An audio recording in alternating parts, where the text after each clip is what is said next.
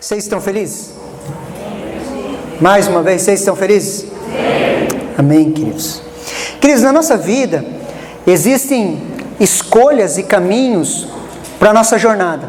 Todos nós estamos em uma jornada, amém? Você crê nisso? Nós estamos em uma jornada. A partir do momento que nós nascemos de novo, queridos, nós nascemos para uma nova jornada. A Bíblia fala que aquele que está em Cristo, nova criatura é, as coisas velhas se passaram, eis que tudo se fez novo. Se abre uma nova oportunidade de reiniciar a nossa vida e nós começamos a viver tudo novo. Nós começamos a viver as realidades da nova criatura. Nós somos uma nova criatura em Cristo Jesus, onde podemos, queridos, ter escolhas e tomar decisões diárias. E essas decisões, queridos, vão moldando o nosso futuro. Aquilo que nós decidimos hoje, queridos, vai moldar o nosso futuro. O apóstolo Paulo, queridos, ele fala na sua primeira carta aos Coríntios sobre um caminho.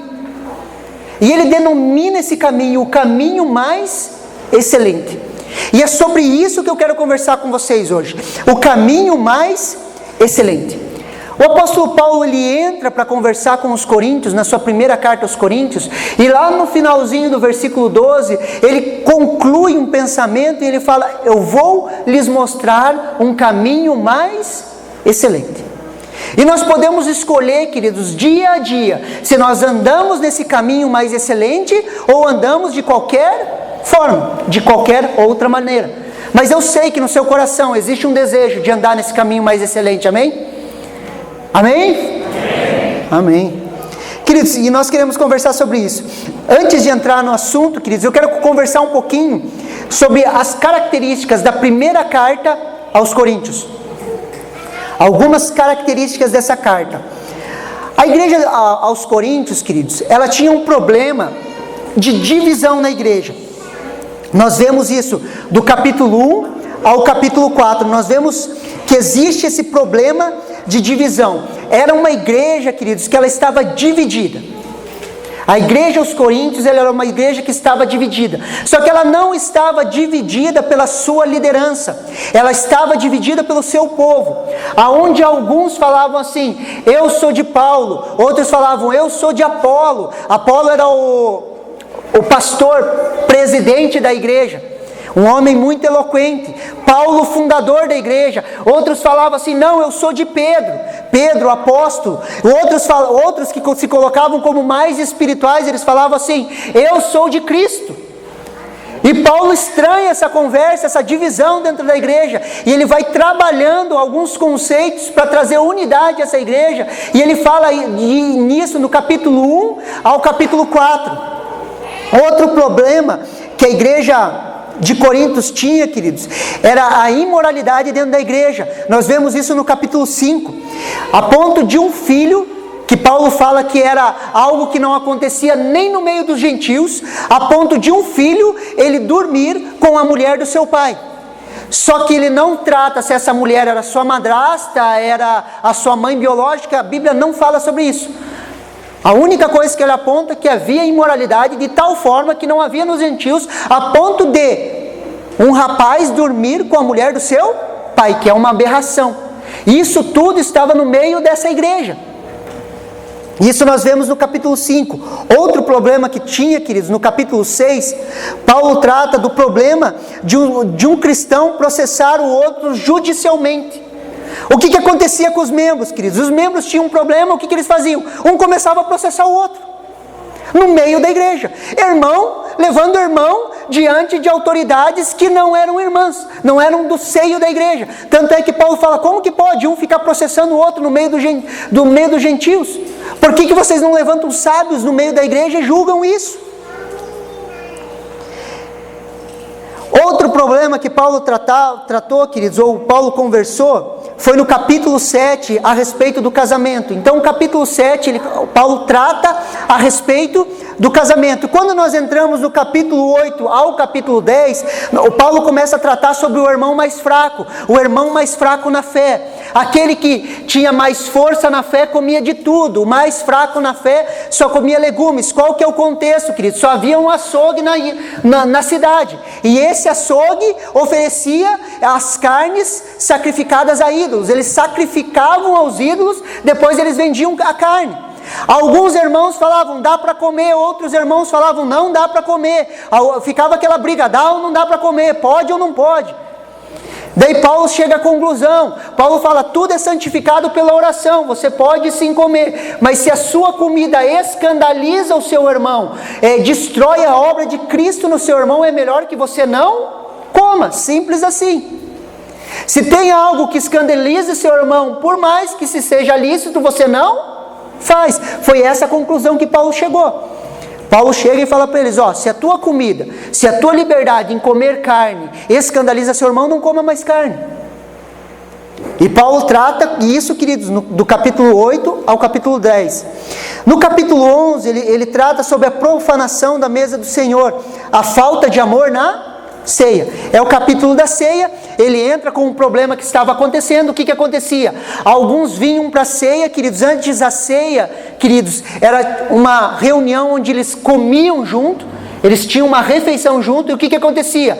Muitos vinham, comiam antes, enchiam a barriga, e outros ficavam com fome. Alguns comiam, outros não, querido, porque vinha um monte de esfomeado, não comia em casa, comia na igreja. Alguns comiam, outros não. A ponto de Paulo falar assim, vocês não têm comida em casa? Come em casa, depois vem ceiar. Capítulo 11, amém? Estão entendendo?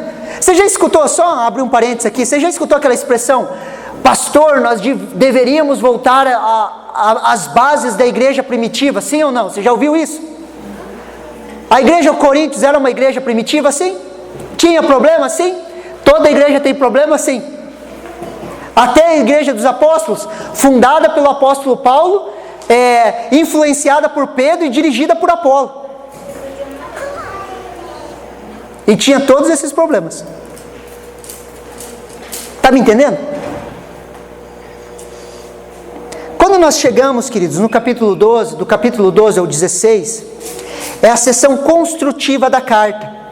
Os últimos 4 capítulos referem-se a uma seção construtiva da carta, onde Paulo indica soluções para os problemas da igreja de Corinto, citado na seção anterior. Paulo então escreve, queridos, quase 12 capítulos só para tratar de problema. Depois ele começa a construir algo que iria alimentar aquela igreja. A carta aos Coríntios, queridos, é uma carta-resposta. Provavelmente mandaram uma carta cheia de perguntas para Paulo, e Paulo foi respondendo nos 11 primeiros capítulos, porque você vê expressões assim na carta, segundo os dons espirituais. Ele fala segundo os dons, como se ele tivesse respondido e o que nós fazemos com os dons? Ele coloca segundo os dons. Consegue me entender? É uma carta-resposta. E ele chega no capítulo 12, queridos, ele mostra o caminho mais excelente. Eu gostaria que você abrisse em 1 Coríntios, capítulo 12, versículo 31.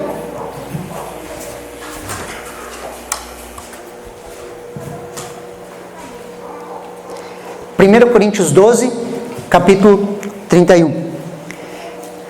No capítulo 12, Paulo está falando sobre os dons espirituais, queridos. É bom você ler depois em casa. Ele fala sobre os dons espirituais e ele chega assim, no finalzinho ali, 12:31, a palavra de Deus fala assim: entretanto, procurem com zelo os melhores dons. Amém? Isso é uma obrigação nossa, buscar os melhores dons. Mas para quê? Para servir pessoas, amém? Entretanto, procurem com zelo os melhores dons. Eu passo a mostrar-lhes um caminho ainda mais excelente. Então Paulo começa a falar assim, finalzinho do versículo 12, busquem com zelo os dons espirituais. Por quê? Porque os dons espirituais vão te capacitar a servir o seu irmão. Mas eu vou te mostrar um caminho mais excelente, um caminho mais excelente, um melhor caminho para você se andar. Existe um caminho, queridos, mais excelente, e nós vamos descobrir que esse caminho é o caminho do amor. Repita comigo assim: amor. Esse caminho, queridos, é o caminho do amor. No meio de uma igreja tribulenta, queridos, rachada, com imoralidade, uma igreja fervorosa, que era a igreja aos Coríntios, que fluía nos dons, mas não era uma igreja espiritual. Eles eram extremamente fervorosos, eles fluíam em todos os dons espirituais, Paulo fala. Eles deviam ser homens e mulheres que oravam muito, só que não eram uma igreja espiritual. Apesar de ser fervorosa, não era espiritual. Que se movia em todos os dons, mas era uma igreja imatura. Paulo mostra um excelente caminho. Agora vai comigo no capítulo 13. Uma igreja de pessoas carnais. Abram comigo em 1 Coríntios, capítulo 3. Não é 13, queridos, desculpe. Vá um pouquinho para 1 Coríntios, capítulo 3.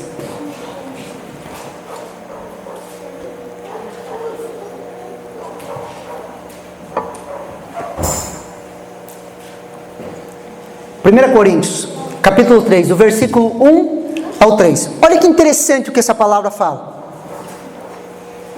Olha que interessante. Isso aqui é o apóstolo Paulo, queridos, falando. Eu, porém, irmãos, não pude falar a vocês como pessoas espirituais, e sim como pessoas carnais.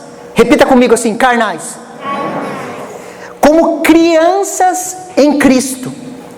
Eu lhes dei leite para beber. Não pude alimentá-los com comida sólida, porque vocês ainda não podem suportar, nem ainda agora podem, porque vocês ainda são carnais. Repita comigo, carnais. Carnais. Porque se há ciúmes e brigas entre vocês, será que isso não mostra que são carnais e andam segundo os padrões humanos?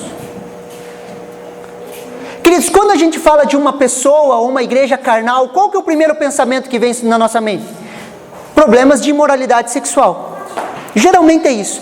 Ou problemas de mentira, de roubo, de engano. Ah, aquele lá é um crente carnal. Na nossa mente, geralmente a gente aponta para isso. Sim ou não? A religião embutiu isso dentro de nós.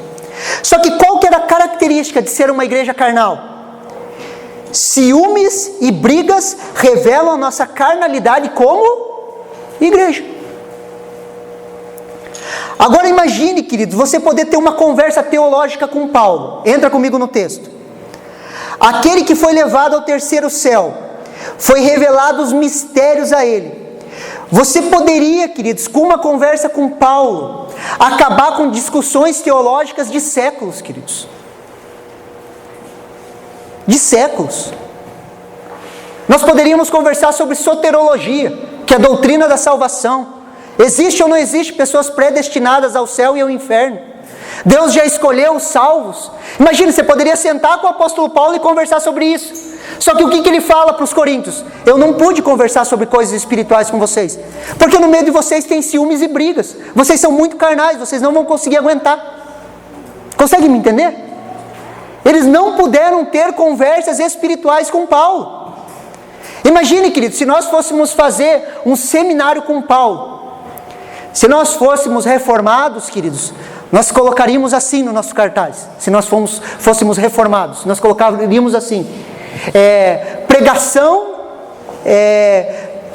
expositiva da carta aos Romanos e da carta aos Efésios, com o próprio autor, aonde Paulo ia pegar texto por texto e nos explicar.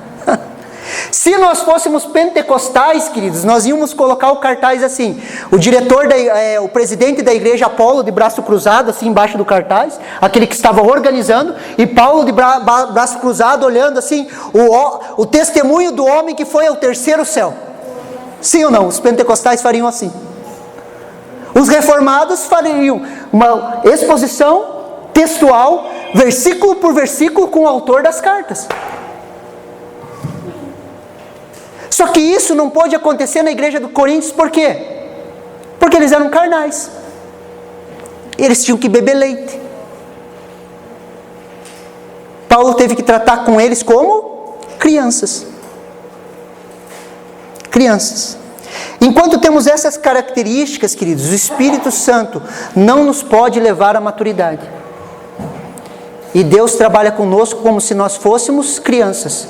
Quais são as características das crianças, queridos? Criança faz birra. Criança reclama. Se não for do jeito dela, ela fica brava. Se você corta a empolgação dela, ela se frustra, sim ou não?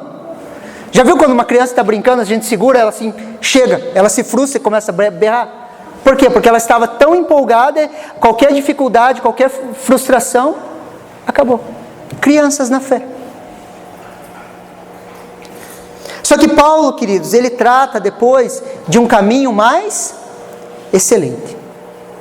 E é sobre esse caminho que nós vamos falar um pouquinho. Vai comigo em 1 Coríntios, capítulo 13, do versículo 1 ao 8. 1 Coríntios, capítulo 13, versículo 1 ao 8. Conseguimos entender um pouquinho sobre a carta aos Coríntios, para vocês entenderem o contexto? Conseguiram entender mais ou menos do que a carta se trata? Agora nós já estamos na sessão de construção, onde Paulo está construindo um pensamento. E ele chega em 1 Coríntios, capítulo 13, do versículo 1 ao 8. Esse é o caminho mais excelente que Paulo iria anunciar, queridos. E ele fala assim: ainda que eu falasse a língua dos homens e dos anjos, e não tiver amor, serei como um bronze que soa, ou como um símbolo que retine. Ainda que eu tenha o dom de profetizar, e conheça todos os mistérios e toda a ciência, ainda que eu tenha tamanha fé a ponto de transportar montes, se não tiver amor, nada serei. E ainda que eu distribua todos os meus bens entre os pobres, e ainda que entregue o meu próprio corpo para ser queimado, se não tiver amor, isso de nada me adiantará. Preste atenção. O amor é paciente, é bondoso. O amor não arde em ciúmes, não se envaidece e não se orgulha. Não conduz de forma inconveniente, não busca os seus próprios interesses, não se irrita, não se ressente do mal. O amor se alegra o amor não se alegra com a injustiça, mas se alegra com a verdade. O amor tudo sofre, tudo crê, tudo espera, tudo suporta. O amor jamais acaba. Havendo profecias, desaparecerão. Havendo línguas, cessarão.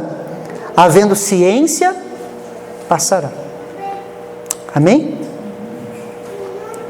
Queridos, no grego antigo, nós temos 3 palavras, queridos, para amor. No grego antigo, havia mais do que uma palavra para definir amor. Isso porque, para eles, amor não era somente aquele sentimento que quando estamos em um relacionamento amoroso. Para os gregos, o amor não era só aquele sentimento, aquilo que nós chamamos de paixão. E eles usavam 3 palavras, queridos. E na Bíblia essas 3 palavras estão contidas nos textos, que é a palavra eros, filéu e ágape. Eros, queridos, é o amor sexual entre um homem e uma mulher. Essa é a definição que nós usamos. Filéu é o amor de amigo, quando nós falamos, não, nós os amamos, somos amigos, gostamos de estar juntos. Esse é o amor filéu. E o amor ágape, queridos, é o amor incondicional, o amor de Deus, que Deus tem para nós. Quando a Bíblia fala desse amor em 1 Coríntios capítulo 13, queridos, é o amor ágape. Repete assim comigo, ágape. É o amor de Deus por nós. Foi esse amor ágape que nos salvou. João 3,16 fala o quê? Porque Deus amou o mundo de tal maneira que deu o seu Filho unigênito, para todo quem nele crê não pereça, mas tenha vida eterna. Deus amou o mundo, Deus ágape ao mundo, Deus amou o mundo de forma incondicional. Deus amou o mundo. O amor amou. Deus é amor, amém? Deus é ágape, o amor amou. Isso abriu a porta da salvação. Estão conseguindo me entender? Ele não só abriu o amor, como nos permitiu amar. Abram comigo em 1 João, capítulo 4, versículo 19 ao 21.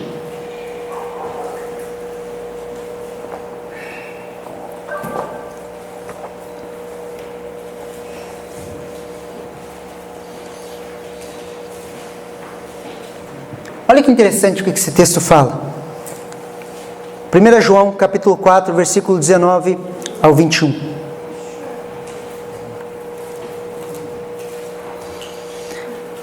palavra de Deus fala assim: nós amamos porque Ele nos amou primeiro.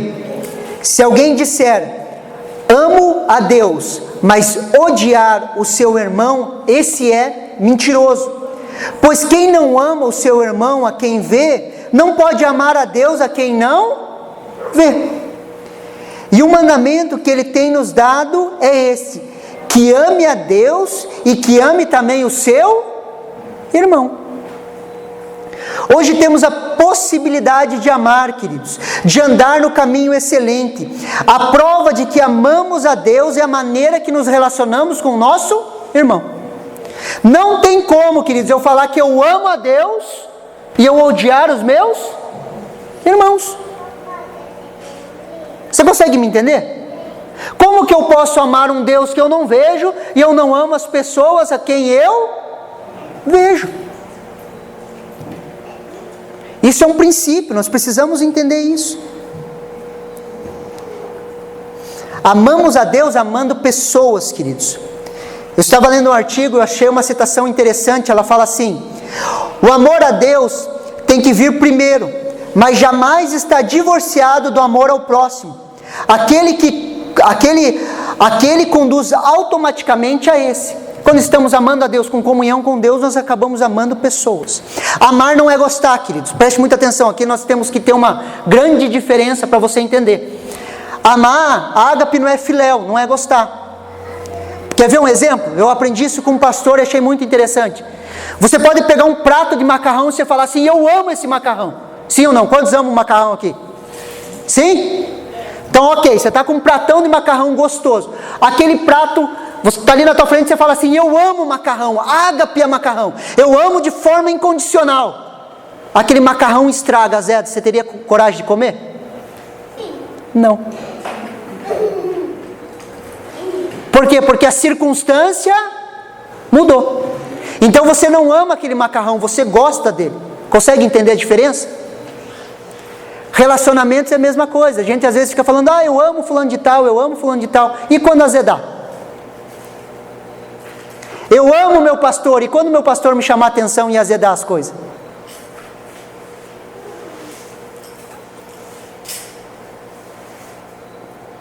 Daí a gente vê quem ama e quem gosta. Amar está acima das circunstâncias, queridos. Não é um sentimento.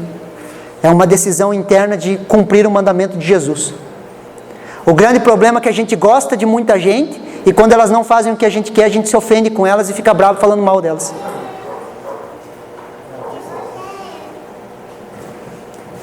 E a gente não está andando no caminho do amor. A gente está andando no caminho das nossas emoções. Consegue entender a diferença entre gostar e amar? Gostar, queridos, não custa nada. Se a pessoa é legal com você, é legal estar com ela. Gostar não custa nada, amar custa tudo. Mas nós estamos aprendendo sobre o caminho mais excelente. Vamos caminhando. Características do amor.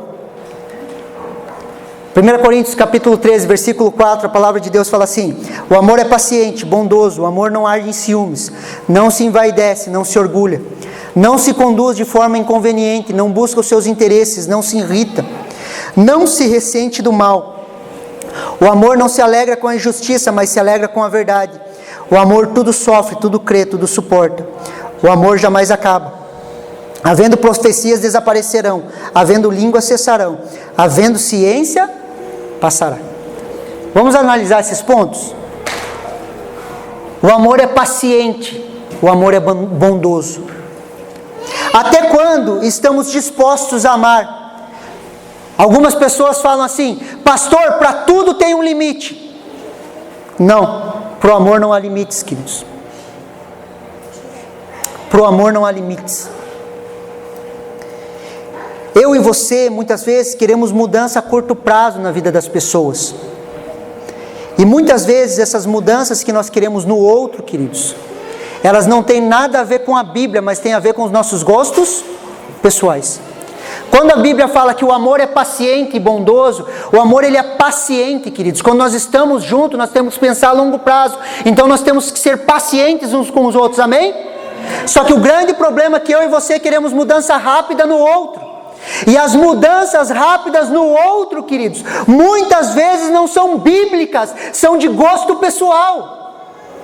Muitas pessoas querem mudar a igreja, mas não porque eles querem levar a igreja para um caminho bíblico, mas eles querem levar a igreja para o seu gosto pessoal, da maneira que eles acham que a igreja deveria ser feita.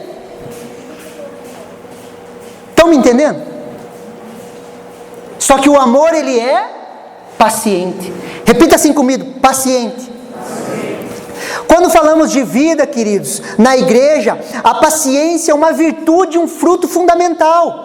A palavra para paciência, queridos, ou amor é paciente, tem a mesma raiz dos frutos do Espírito de longanimidade.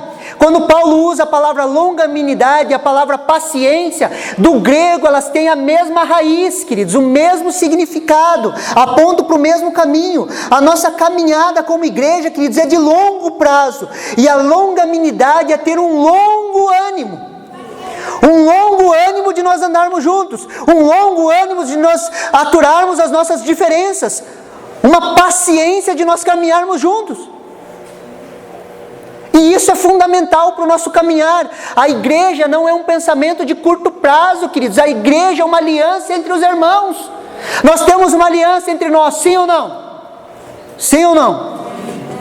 Você tem uma aliança com a igreja, sim ou não? É a mesma aliança que você tem com a sua esposa, com o seu esposo. Se você largasse eles na primeira dificuldade que teria, o que seria dos casamentos? Então, quando nós pensamos igreja no caminho do amor, nós pensamos em uma caminhada de uma longa distância, queridos. 20, 30, 40, 50 anos. Eu vou passar e essa igreja vai continuar aqui. Fala amém aí, queridos, para você concordar comigo. Uma caminhada a longo prazo, queridos. O amor é bondoso.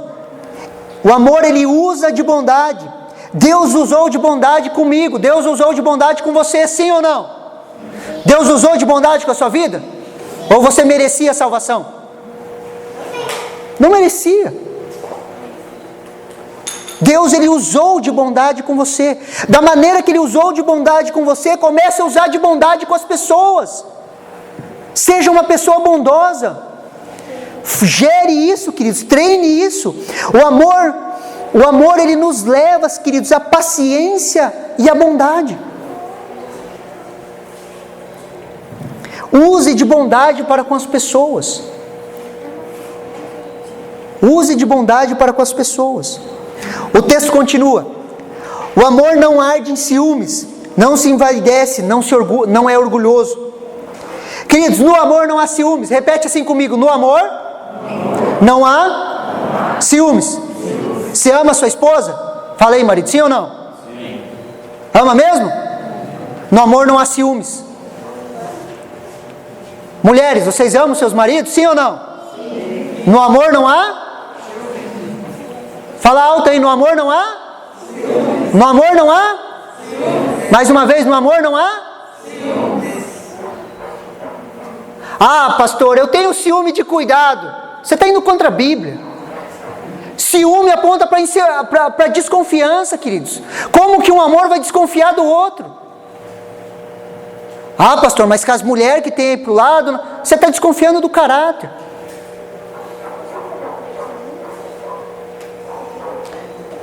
Meninas, vocês que são solteiras, não namorem um homem ciumento. Ele vai querer aprisionar você. Ele vai querer controlar você. Ele vai querer dizer o jeito que você tem que andar. Isso aí não é de Deus. Isso aí não é de Deus, queridos. No amor não há ciúmes. Como casal precisamos entender isso. O ciúme é alimentado pela desconfiança. Não pode haver ciúmes entre nós, queridos. Ah, o meu apacentador, ele dá mais atenção para aquela pessoa. Fruto do ciúme. Ah, o meu pastor dá mais atenção para aquela família. É, porque eles têm dinheiro, né? Queridos, já escutei isso, queridos, várias vezes, como pastor. E pensa uma coisa que me tira do sério. Ah, o pastor dá mais atenção para eles, tem os seus preferidos. Queridos, isso é fruto de ciúme, queridos. No amor não há ciúmes. O amor não se envaidece, não é orgulhoso. A palavra envaidecer, queridos, aqui é gabar-se. Já ouviram essa expressão? O cara fica se gabando aí. É dessa expressão, queridos. Gabar-se, exibição própria, empregando floreios, retóricas para enaltecer excessivamente. É isso que significa a palavra envaidecer. O amor não se gaba, queridos. Olha o que eu fiz. Se não fosse eu, essa igreja não estaria aqui. Se não fosse eu, nada disso teria acontecido. Se não fosse as minhas orações e o meu jejum, nada disso tinha acontecido. O amor não se gaba, não fica se gabando. Consegue me entender? Esse é o caminho mais excelente. O amor, ele não é orgulhoso. O orgulho, queridos, nos impede de amar. Preste muita atenção aqui. O que nos impede, trava de qualquer propósito de Deus para as nossas vidas é o orgulho. O orgulho precede a queda, a Bíblia fala. Satanás, queridos, não caiu em imoralidade. Satanás não caiu em nada disso. Satanás caiu no quê? Satanás caiu no seu orgulho. Quando ele olhou para ele mesmo, se comparou com as pessoas, olhou para o trono de Deus e falou assim, eu vou me assentar junto ao trono de Deus. Farei o meu nome grande. Nisso Satanás cai. Satanás cai no seu orgulho. Por que o orgulho nos trava, queridos? Porque o orgulho nos impede de amar. Quando eu olho uma pessoa e eu me acho melhor do que ela, por causa do meu orgulho, eu não acho aquela pessoa digna do meu amor. E por isso que eu falo, eu nunca faria o que ela faz. Tenho certeza que você já falou isso. Eu nunca faria o que ele faz. Por quê? Porque eu sou um semideus. Quase um querubim ungido da guarda. Quando nós falamos mal uns dos outros, o que é aquilo? Orgulho. Porque eu me acho melhor do que o outro. E o orgulho não me impede de amar. Pessoas orgulhosas, queridos, só veem os defeitos, sempre se achando superiores. São os bebezinhos na fé. Pessoas extremamente críticas. São pessoas orgulhosas, que acham que fariam melhor que qualquer outro. Está me entendendo? Posso abrir um parênteses aqui? Queridos, eu quebrei a cara com isso. Pensa num cara chato. Aquele me pegou um pedacinho, assim, um finalzinho, assim, eu já tinha banhado bastante, estava bem melhor. Mas pensa num cara chato. Eu ficava conversando entre os jovens, eu falava, o Arno tem que fazer assim, assim, assado. Porque se as pregações forem assim, se as coisas acontecerem assim, se nós expulsarmos os demônios, as pessoas vão vir, e o Arno está fazendo tudo errado. Até eu assumir uma igreja, queridos. Daí eu vi o pepino que é.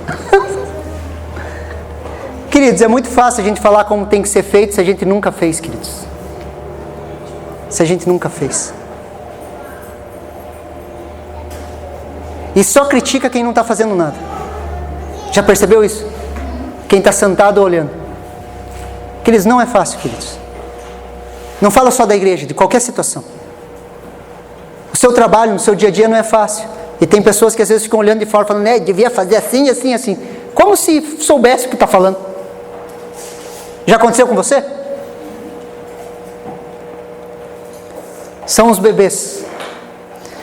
Versículo 5, vamos lá.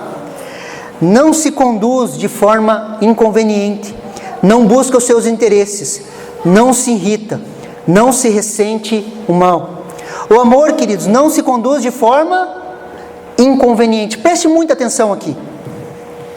Temos uma vocação e um chamado, amém? Representamos a Jesus nessa terra, somos o seu corpo e os seus embaixadores. Você pode dizer um amém? Esse é o nosso chamado, essa é a nossa vocação, queridos. Não podemos nos conduzir de forma inconveniente. Isso engloba todas as áreas da nossa vida, querida. Desde a maneira que nos vestimos, falamos e nos comportamos. Eu e você somos representantes de Cristo nessa terra, queridos. Eu e você representamos a Jesus, somos embaixadores, somos o seu corpo. As pessoas, ao olharem para você, elas olham a Jesus, você representa Jesus nessa terra. Efésios capítulo 4, versículo 1 fala assim: por isso eu, prisioneiro no Senhor, peço que vocês vivam de maneira digna da vocação a que foram chamados. Existe uma maneira digna de nós andarmos segundo o nosso chamado, queridos, e nós precisamos desenvolver isso. Nós não podemos andar de qualquer jeito. O seu falar é digno da vocação de ser representante de Cristo? Essa é uma pergunta. O seu falar é digno da sua vocação de representar a Cristo nessa terra? Quando as pessoas olham você falando, elas olham para Jesus?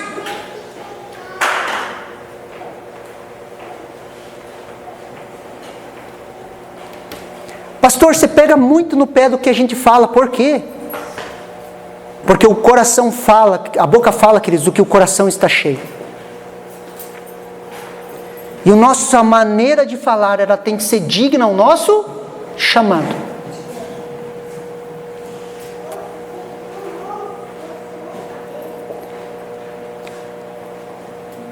No encontro, se você conversar com os homens que foram no encontro, eles viram meus amigos de infância e adolescência ali, que eles estavam ali, os que eu ganhei para Jesus, e ministraram. Você pode perguntar para qualquer um deles, queridos, eu tinha uma boca de valeta. Pensa que falava besteira. Coisa de duplo sentido, sempre falando besteira. Queridos, hoje eu sou digno de uma vocação, queridos. Eu represento a Jesus. Amém? Você está me entendendo? Esse é o caminho mais excelente. Ele continua falando assim: não busca os seus interesses, não busca os seus próprios interesses. Morremos para nós, queridos, para vivermos para Cristo. Não buscamos mais o nosso interesse, mas buscamos o interesse do reino de Deus. Repita assim comigo: eu não busco mais os meus interesses. Queridos, se isso for verdade nas nossas vidas, queridos, se só esse ponto se tornar verdade nas nossas vidas, queridos, só esse ponto, de cada um de nós não buscarmos os nossos interesses, acontece um grande avivamento no nosso meio. Um ponto, queridos, se cada um de nós tomarmos uma decisão de não buscarmos mais os nossos interesses, acontece um grande avivamento no nosso meio.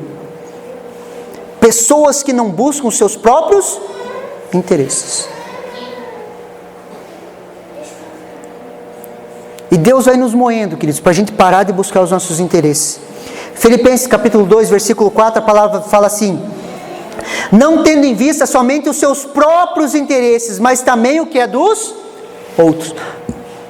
Não busque os seus interesses, comece a olhar para o lado, queridos. Olha o que o apóstolo Paulo fala em 1 Coríntios capítulo 10, versículo 33. Assim como também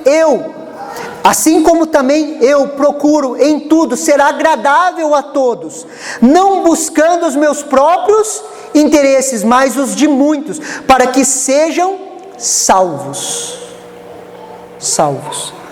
Características do amor, o caminho mais excedente. O que Paulo fala? Eu estou buscando ser agradável a todos. Eu não busco meus próprios interesses. Ele não buscava os seus próprios interesses, mas os de muitos. Sabe qual que é? Eu estava conversando uma vez com um rapaz, esses dias, conversando com um rapaz de Paranavaí. A liberdade que nós vivemos, ela é muito boa, queridos. Até o sentimento e o meio que nós vivemos, até o meio capitalista, ele tem muito disso, da liberdade individual, amém? Quando já ouviram falar nesse termo? Nós temos a liberdade individual, a propriedade privada é algo muito bom, que cada um pode ter o seu, amém? É o meio social que nós vivemos hoje. Só que isso gerou pessoas individualistas. Sim ou não? Onde cada um busca o seu interesse. E o sentimento de clã acabou. Vocês já ouviram falar no sentimento de clã? Lembra lá o sentimento de clã? Quando as pessoas se uniam, eles eram um clã. Se fosse para lutar, lutava todo mundo junto.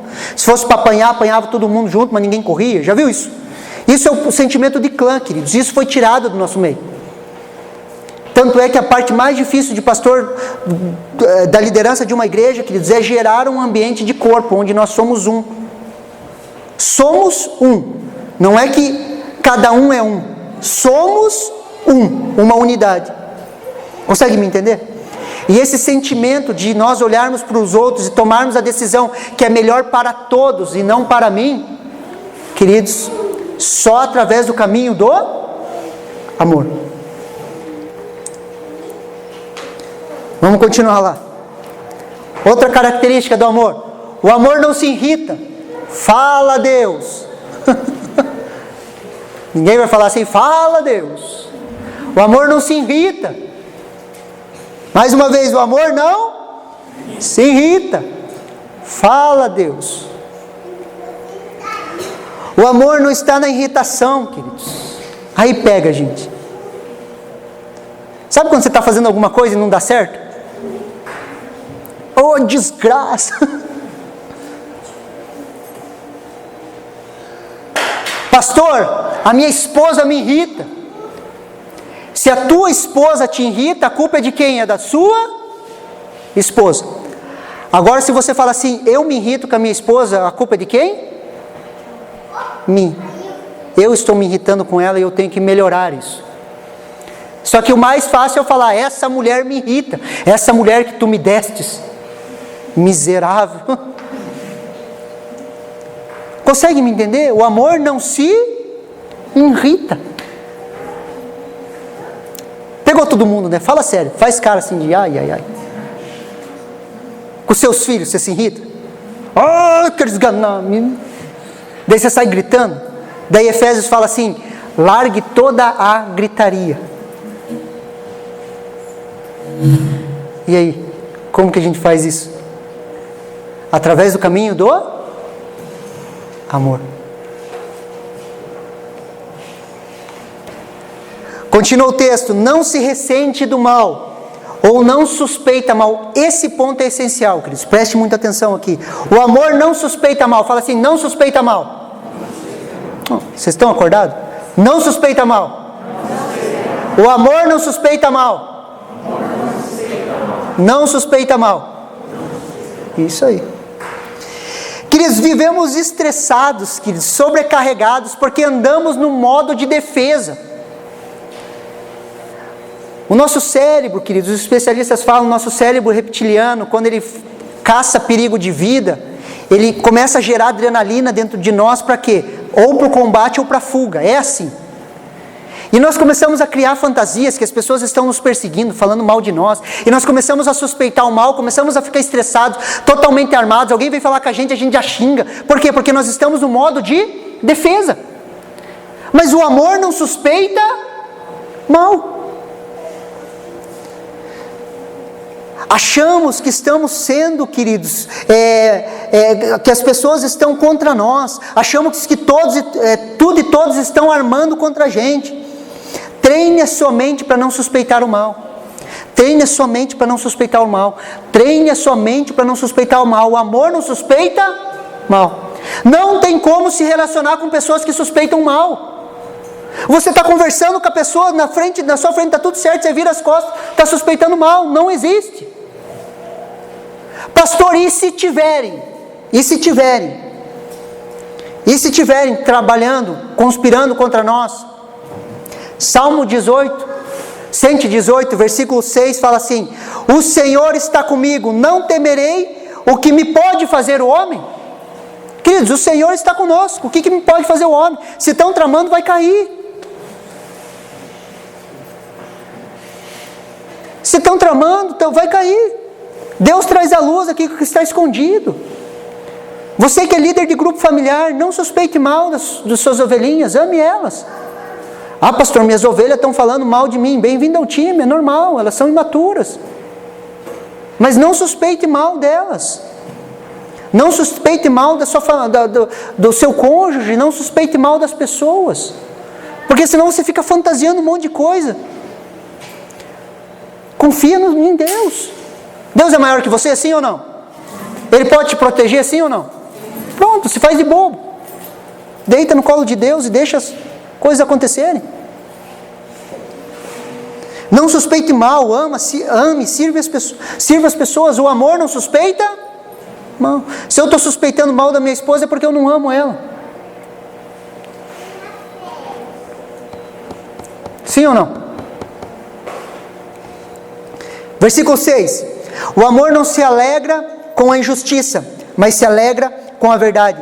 Onde existe injustiça, queridos, não existe amor. Mas onde prevalece a verdade, prevalece a alegria. É injusto, queridos, fofocar, difamar, falar mal dos outros. É injusto, porque você está falando pelas costas. Agora a verdade é o quê? A verdade traz a alegria.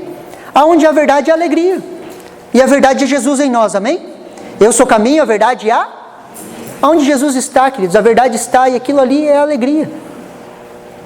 Alegria. Versículo 7. Estamos quase terminando, queridos. O amor tudo sofre, tudo crê, tudo espera, tudo suporta. O sofrer, queridos, em amor, é permitir Deus usar as nossas emoções. Preste muita atenção. Deus às vezes vai querer usar suas emoções. Fala um amém aí.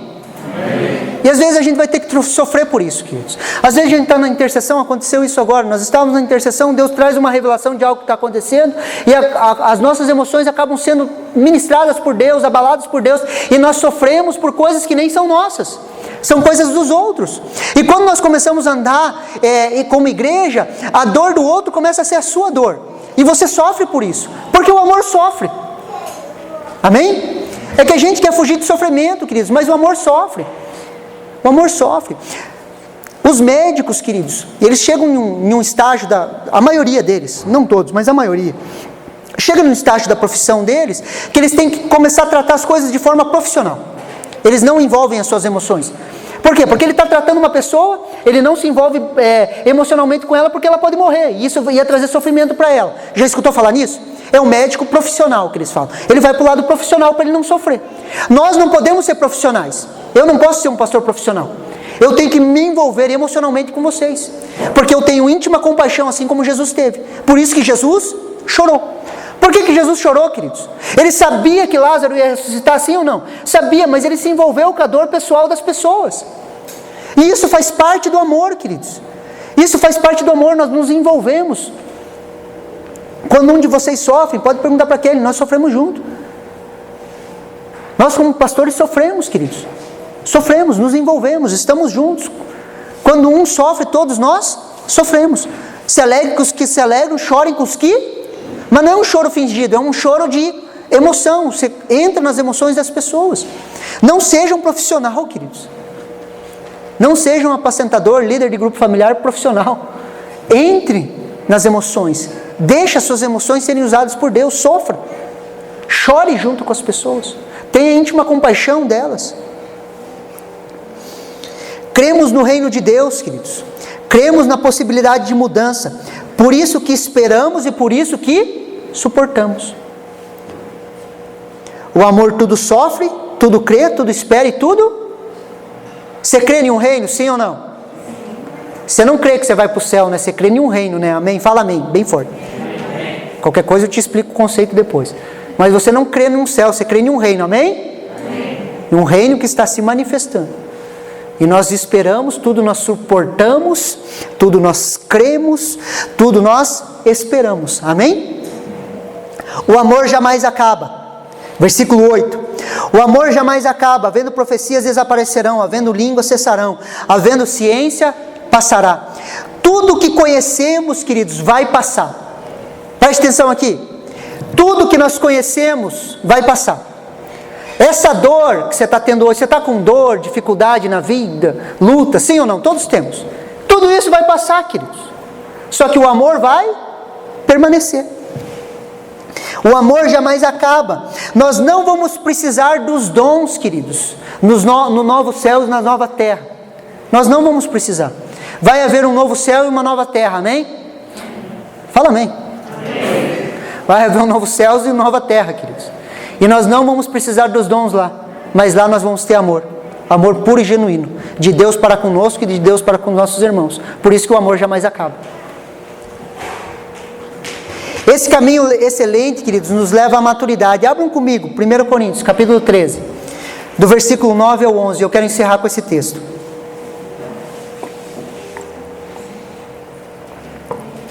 1 Coríntios, capítulo 13, do 9 ao 11. Olha o que o apóstolo Paulo fala.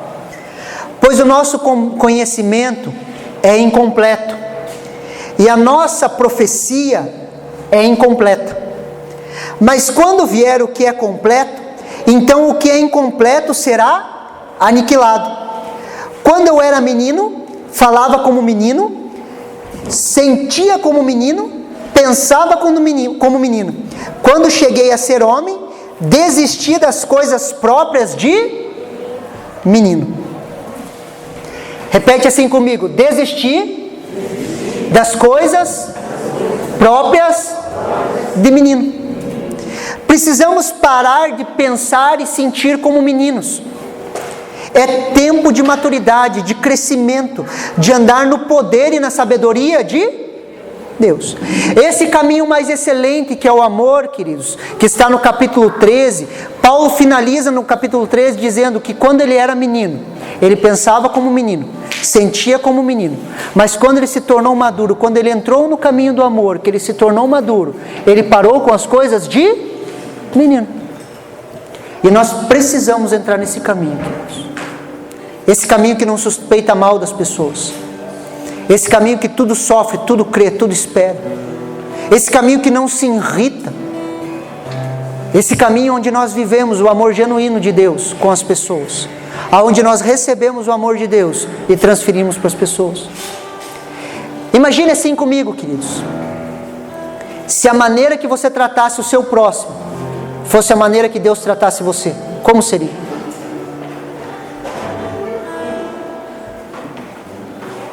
Se a maneira que você tratasse as pessoas, curto, grosso, áspero, seria a maneira que Deus tratasse você.